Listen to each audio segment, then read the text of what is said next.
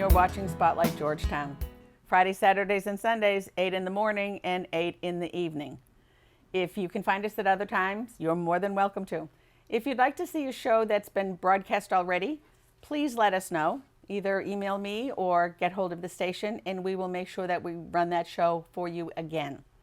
If you'd like to come down and learn how to run the cameras and play with all the gadgets and gizmos, which they have tons and tons and tons of, you're more than welcome to. This is your cable station.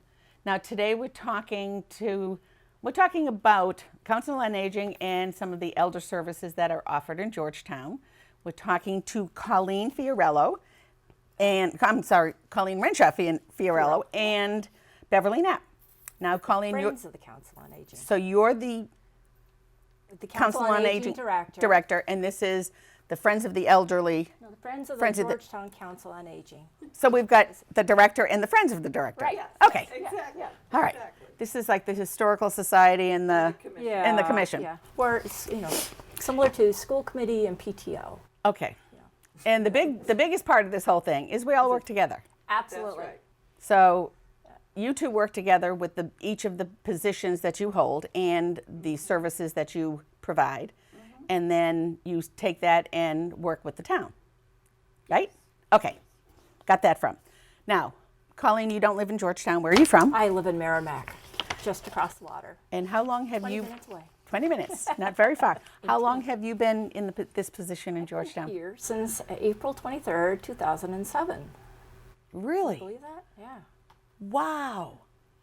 Doesn't seem like that long. I know. I have to count how many town meetings you've been at. I know. It's wonderful. Yeah. Now, do you go by Bev or Beverly? Both. Both. Okay, we'll go by Bev because I'll go You by like Beverly. To be Beverly, I know. So, how long have you lived in town? Basically all my life. I was born here, and I only moved out for maybe 3 years. So I consider myself a townie. And you have a historical family that's here in town. You have a family that's been for many generations. Yes. Both, the Flanders family. My grandfather came here in, 1914 from the Haverhill Post Office, and he served as the postman for Georgetown, delivering mail by horse and buggy. Oh, wow. Wow.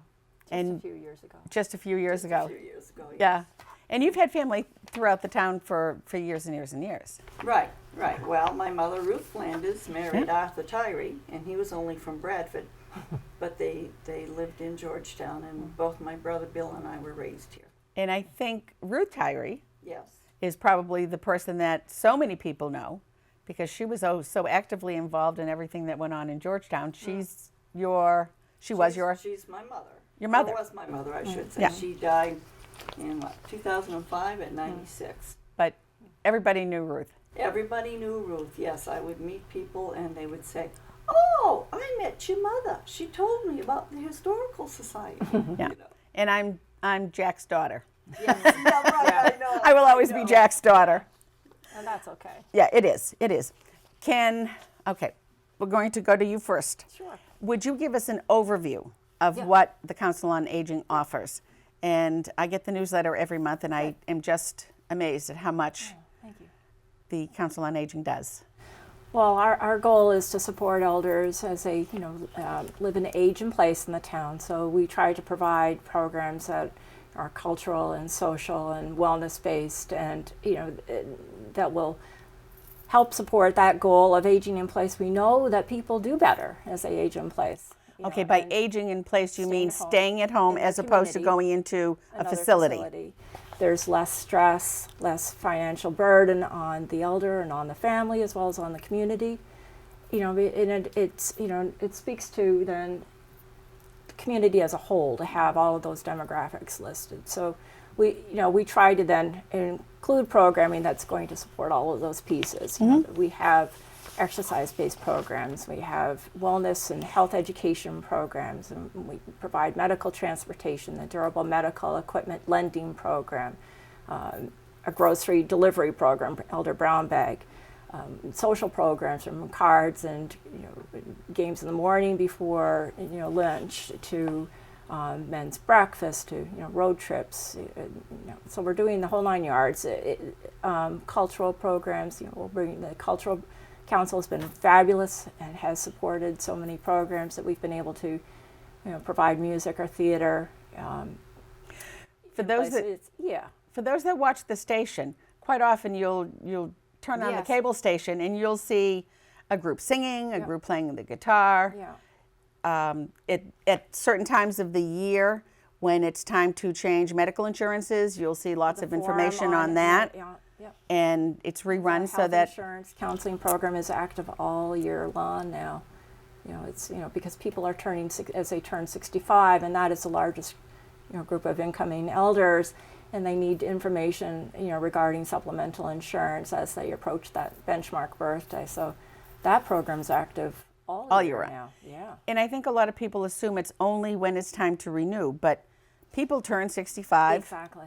all the time. Yeah. Or And they should get in touch before they turn 65. Yeah, and and unfortunately sometimes retiree health insurance benefits end or change. There are companies. This year we saw a number of people who suddenly had their health insurance changed through their former employers, and they were looking at what are their options at that point. And health insurance is such a huge part of being able to stay Exactly. in your own home because of Exactly. the cost Yeah. and the availability and the ability to get, again, to the doctor's office. So we might also Which you then provide. be working with families or with elders and families in regarding how else can we stretch your budget. And we know your health insurance costs have gone up. Is there another health insurance plan a supplemental insurance plan to go along with Medicare Part A and B that might be a little bit less expensive? Are all of your medications covered? Are you falling into the donut hole? And so perhaps you need us to sit down and do a prescription advantage application, the state's insurance plan. Maybe do we need to talk about fuel assistance or food assistance in order to help stretch? So we have a lot of case management services that we offer through information and assistance as well, and referral to other agencies. That's become a very large part of what we do as well. And I think an awful lot of people just kind of assume, Council on Aging, it's the happy, happy, happy, all the fun things. But it's really a way to keep people functional and And the fun things, the social pieces are important. The more socially connected that you are, the better your health is going to maintain. You need to be able to have a strong network of support. That if something changes and you need to be able to get to the doctor, and then perhaps if you be home, you need to be able to have friends that will perhaps help with some of the transportation, that will call you and say, how are things today? Can I bring you some soup? All of that is really important, and that grows out of doing these other pieces together. I've seen people develop deep friendships as they participate in a yoga class or a strength training or come for a program or a craft or Yep. Last year we had a wonderful fall prevention program that we did with through Elder Services of Merrimack Valley, which is our local area agency on aging. And out of that group, which was a sizable group that completed it was an 8-week program, but there were friendships made, and then people were able to go off to lunch together and support each other. So it's a real combination of social and necessary. Yeah, but the social piece becomes necessary. Right. And the necessary piece becomes social. Excellent. So it works both ways. Yeah. Now, whoops, I'm going to lose my notes here. That's your portion of it. Friends of. Friends of the Council on Aging, we are a support group for Colleen. Council on Aging cannot legally fundraise and get money. Really? Right. Right. So if you want to do a program or have money to do that, that all has to come out of a town budget. Or another source of some sort. We use grant money as well, and we've Okay. had sponsorships. But the Friends are a nonprofit group. They have a 501c3 status, so they are able to raise funds to help support some of our programming. But they're also And that makes a huge difference, yeah. Yes. Now, what kind of things would you do to raise money? Well, in the past, we have done pasta dinners. We have had information booths. when we had Georgetown Days, the Farmers Market, and one year we had an evening business networking That was fabulous. Yeah. seminar I don't know. Yeah. But we had it at Noonan's, Yeah. and we gave out information. We try to help spread the news about what the Council on Aging can do for people. And when you were talking about all the things that she did, I don't think a lot of people realize the medical equipment that she has available. So that if you I do. Yeah. Been there, Yeah. done that. Yes. And if you need something, all you have to do is call, Yeah. Right. and it gets delivered to your house. I mean, we And have a I owe you a variety of- piece that I have to bring back. Well, we have a variety of walkers and bath seats and commodes that can be used for toilet risers. And so sometimes when you're recovering from something such as a knee replacement, you only need that piece for a brief time. So why the expense of Right. and you might come home with a walker from rehab, but a bath seat is not covered frequently. Right. Because it's not considered medically necessary to have a shower. But how nice it is to be able to. And you know, there's not a yeah. time limit on the loan either. If you needed it 2 weeks or 2 years. Well. And it doesn't matter we, that we do try to. Well, we do try to. you'd Because we probably keep check meeting in things. with yeah, Yes. it doesn't matter that. I mean, you don't have to have a knee replacement or a hip replacement or something like that to call up and say, I need some aids. Right. Do you have something? So this can be for anybody that just for a period of time needs Yes. something to help them get around or something to help them stay in their home That's and be true. comfortable. Well, that's part of the aging in place. Yeah. So as far as the friends, how do the two groups work together? Obviously, the two of you work together all the time, but how do the two groups work, organizations work together? Well, as I say, we are a supplement to her. We help her with activities or programs, or we may, like for the Christmas party that we just We had, just did this week. we provided the money to help with the food expense. Okay. And then they came and they helped serve and they helped clean up. So that makes So that's yeah. absolutely, they provided invaluable volunteer support. Now, Friends, of course, is all volunteer. All volunteer, yes. And when do you meet? We normally meet the third Monday of the month, unless it's a holiday, and we meet on a Tuesday. Okay. In the winter, we do take time off, December through February. Nobody wants to drive in the snow or in the dark. That's right, that's right. We meet in the afternoon at the Georgetown PB Library, either in the downstairs room or the upstairs room, whichever is available. And if anybody wants to know when the meetings are, they can always call Colleen or call you. Yeah, and she Yeah, publishes and it we put in the newsletter. And Newsletter. How do people get on the newsletter? How did I get on the newsletter list?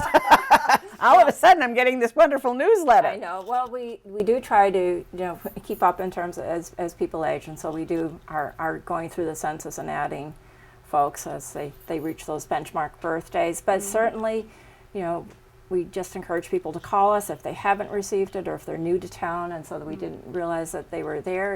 And people will drop in, introduce themselves, and we'll add them to the mailing list. Do you have to be 65? No, in Massachusetts, you're an elder over the age of 60. Oh, lucky us. Exactly. We've And graduated. we are lucky. Yeah, actually, yes. Yes, we are. I was saying that facetiously, Yeah, but but yes, no, we it's are true. lucky. Not That all does of make us a get difference. to age. Yeah. Yes, Yeah. yes, we all do that. Can you tell us more about the senior center? Oh yes, we can certainly. It's very, very exciting. We're moving forward with this opportunity to repurpose several of the classrooms that are located in the wing at the Pearly School. And that wing had housed the kindergarten and first grade classes. Which is where my kids went. Yeah, and those classrooms have moved to the new Pembroke School, which is So beautiful. facing the Pearly, it's the wing to the left Yes. that has the new roof. Yes, that's true. handicapped That's true. accessible. Yes. Yes? Well, because the preschool remains where they are, and the central office has, they've been able to pull together all their central office team and bring, people in from the other schools. So they're in the historic part of the building, and then the wing to the left that had housed the kindergarten and grade 1 classrooms. Will be the wing that we're going to use, and we'll have 5 of the classrooms that are located in that wing. 2 of the classrooms will be used by the school department for their housing their computer and IT program and some woodworking with our facilities department. We're going to create a new entrance at the front as we're looking from North Street, and it was a former entrance. It had so it does have the overhang and had the apron where the and there's masonry. It's where so you used to go to pick up your kids up before they got on, if you were taking them home instead of putting them on the bus. Yeah. And other people have told me they remember entering the school that Oh, way. yeah.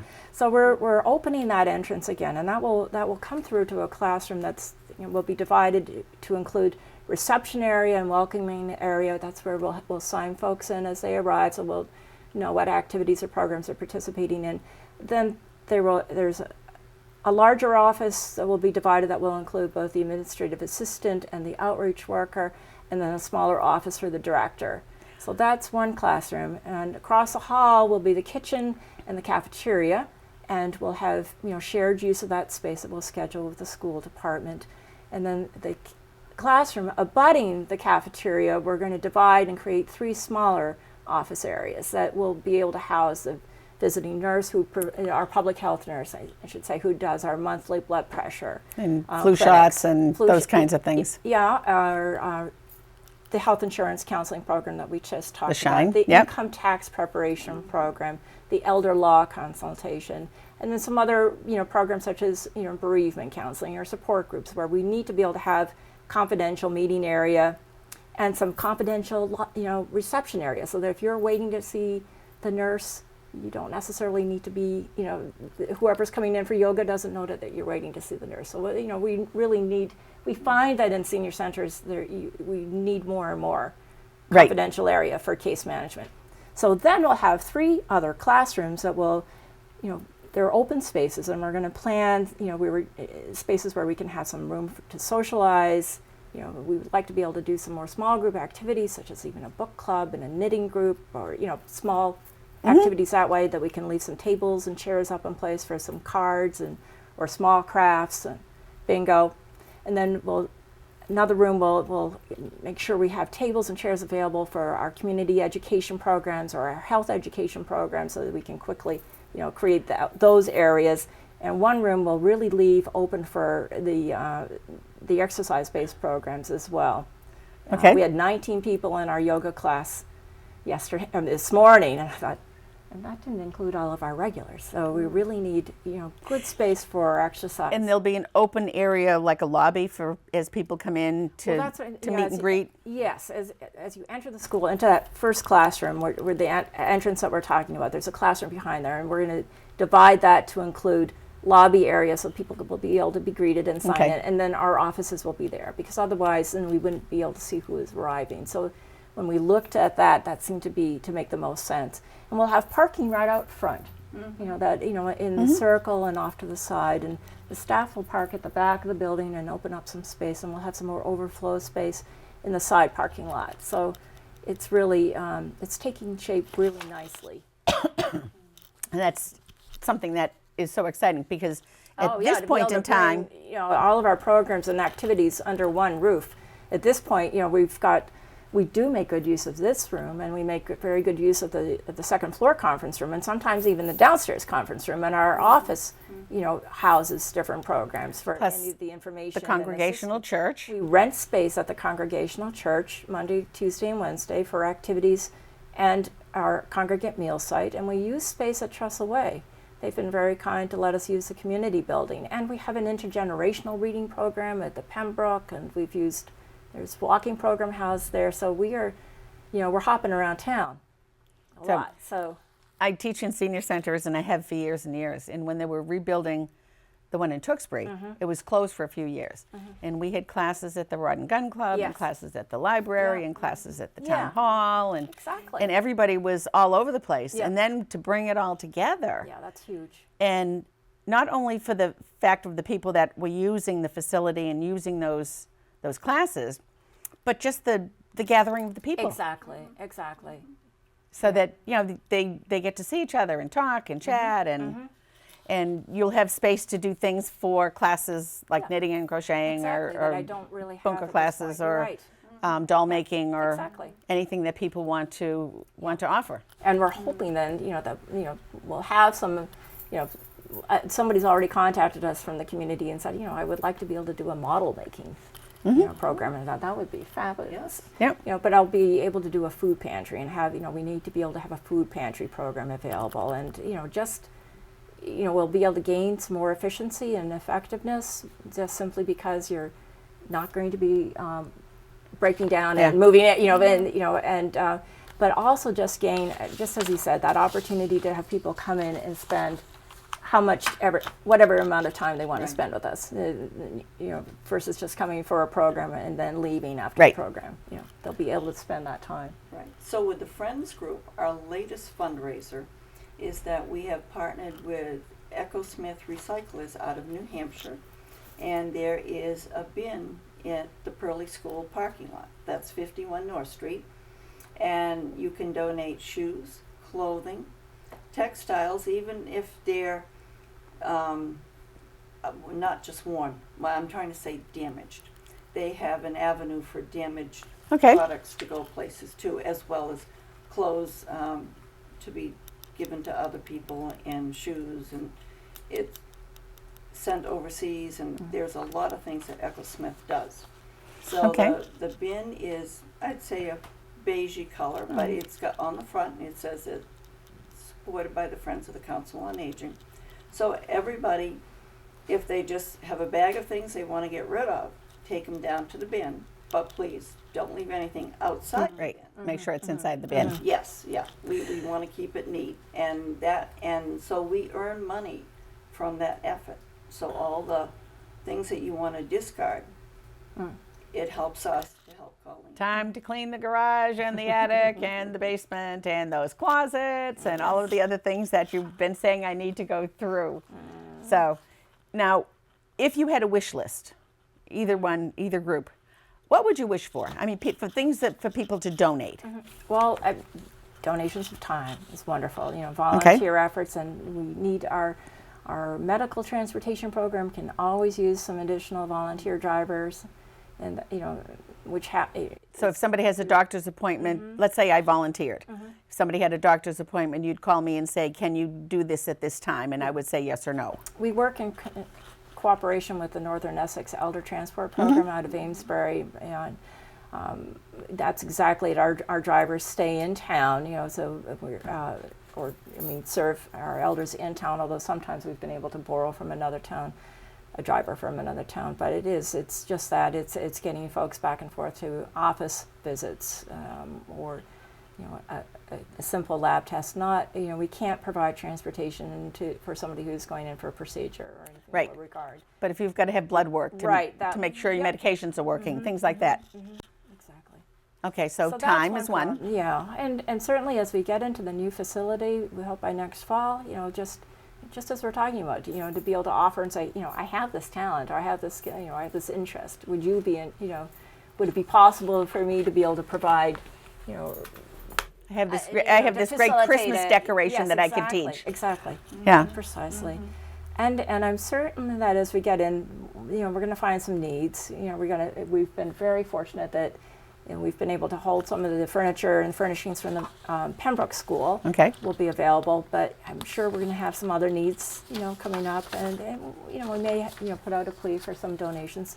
We had when we had the holiday party this week, we had wonderful desserts that came from one of the Girl Scouts troops, as well as we have a fabulous volunteer in town who does this, the incredible desserts, and she took wonderful care of us again at the hub. So, but we can always use, some, coffee and tea and cookies for And people don't have to donate 10, 15 hours a week. They can donate small amounts of time for one specific event or time frame.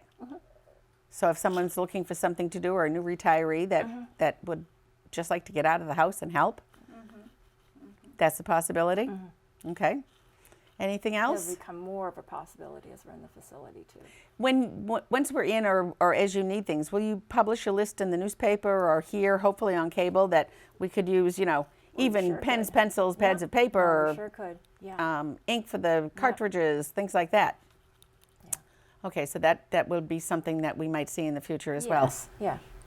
No, cable's been, cable TV's been wonderful, covering most of, so many of our events and on a monthly basis I send press releases to, and Janet's been wonderful in using them all as well. Yeah, because I always see something up there. Percentage of the town that's elder. Do we know those numbers? Or do we know how many elders? 20%, certainly. 20% of the town? Yeah, it's approximately 20% right now, 22%. Really? Yeah.